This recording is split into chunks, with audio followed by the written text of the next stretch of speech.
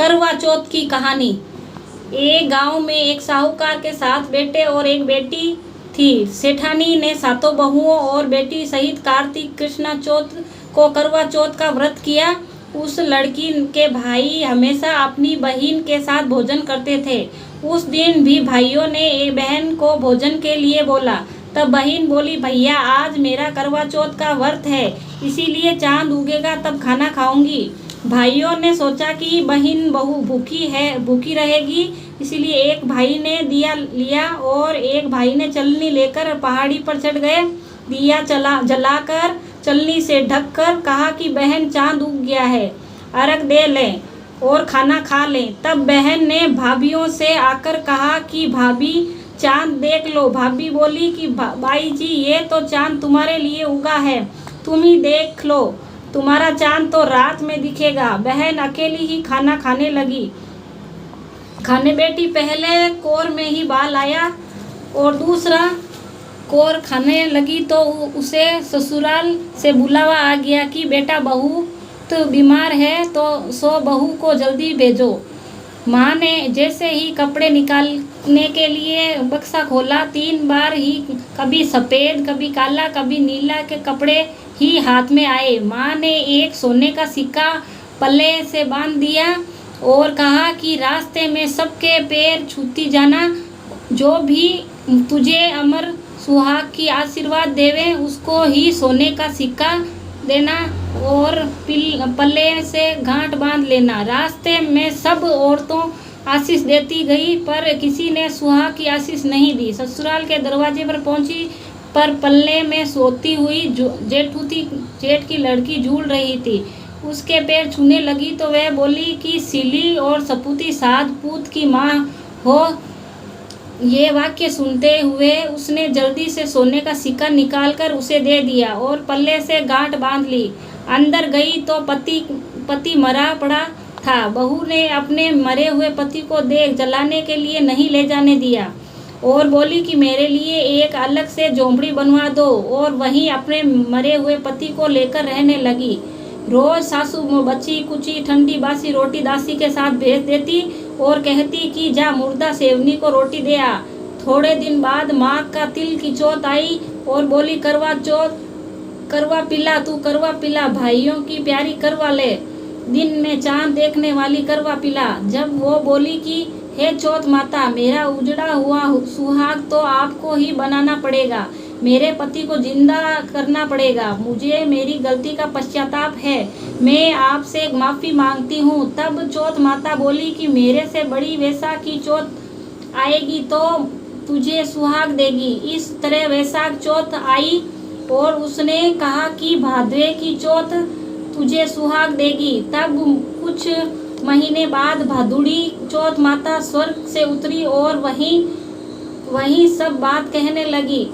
तब उसने चौथ माता के पांव पकड़ लिए। चौथ माता बोली कि तेरे ऊपर सबसे बड़ी कार्तिक की करवा चौथ माता है, वह ही नाराज हुई यदि तूने उसके पैर छोड़ दिए तो फिर कोई भी तेरे पति को जिंदा नहीं कर सकता। कार्तिक का महीना आया, स्वर्ग में चौथ माता उतरी। चौथ माता आई और गुस्से से बोली, भाइयों की बहन करवा ले, दिन में चांद में उगानी करवा ले, व्रत भांजनी करवा ले। साहूकार की बेटी ने चौथ माता के पैर पकड़ लिए और विलाप करने लगी, हे चौथ माता, ना समझ थी मैं, मुझे इतना बड़ा दंड मत दो।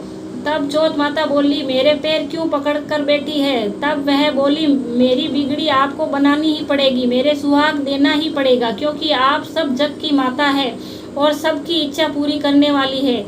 अब चौथ माता खुश हुई और उसे अमर सुहाग का आशीर्वाद दिया। इतने में उसका पति बेटा हो गया और बोलने लगा कि मुझे बहुत नींद आई। वह बोली, मुझे तो 12 महीने हो गए, मुझे तो चौथ माता ने सुहाग दिया है। तब पति बोला कि चौथ माता की विधि विधान से उज्जवल करो।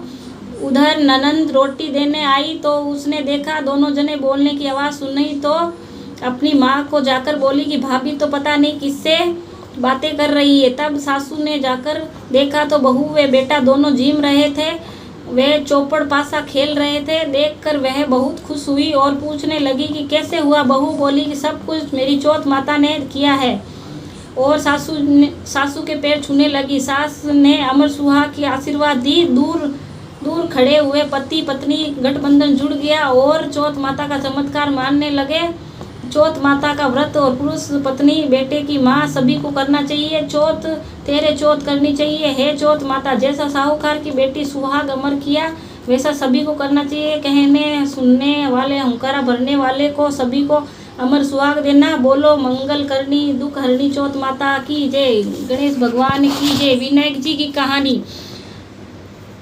एक अंधी बुढ़िया माई के पति बेटा वे बहू थे। वे लोग बहुत गरीब थे। बुढ़िया माई रोज गणेश जी की पूजा करती थी। एक दिन गणेश जी उससे प्रसन्न हुए और बोले कि मुझसे कुछ मांग। तब बुढ़िया बोली कि मुझे कुछ भी मांगना नहीं आता।